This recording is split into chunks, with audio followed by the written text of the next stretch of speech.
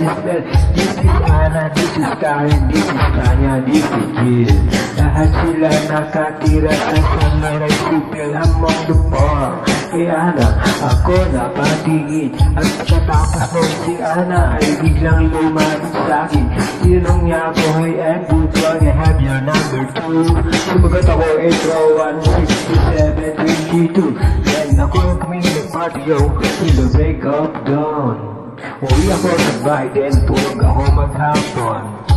And you know, ako ginising, and talagang na-shock.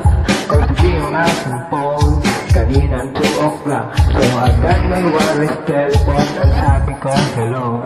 Sumagot siya, hey Andrew, can I help you go? And sabi ko, Ana, go here. At sabi niya, you come over here. Andrew, let's eat some pizza, and then we drinking some beer. So after 20 minutes, we were rolling on the floor. Nakita ko si Ana, she was lying on the floor. Ako'y kanyang tinawag, and you know, alam niyo na. Ang sabi niya sa akin, Andrew, tayo ready na. Andrew for Medina. Andrew for Medina. Pagkatapos noon kami ay niyaya. We're sent to the garage and sabi niya sa akin, hey Andrew, can you give me a massage? Nilang kulang pa, pati ang kanyang ba? Music you like and then the good thing is back. Bigla akong sigurang so ako'y nakaupo. Hanggang sabi niya sa akin na wag kang tatayo. Lumayo siya sa akin kaya ako'y kinabahan. At pagkatapos nun siya ay sumayaw sa harapan.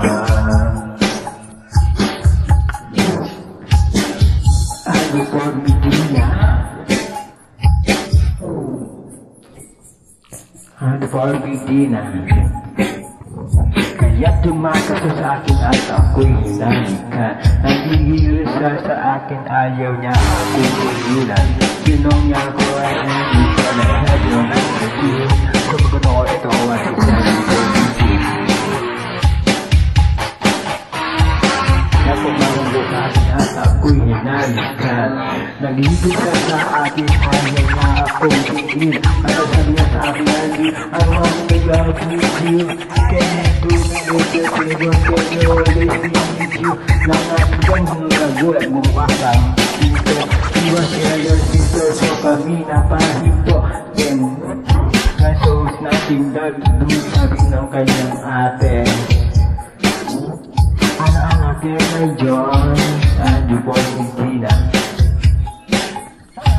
Andrew for Medina.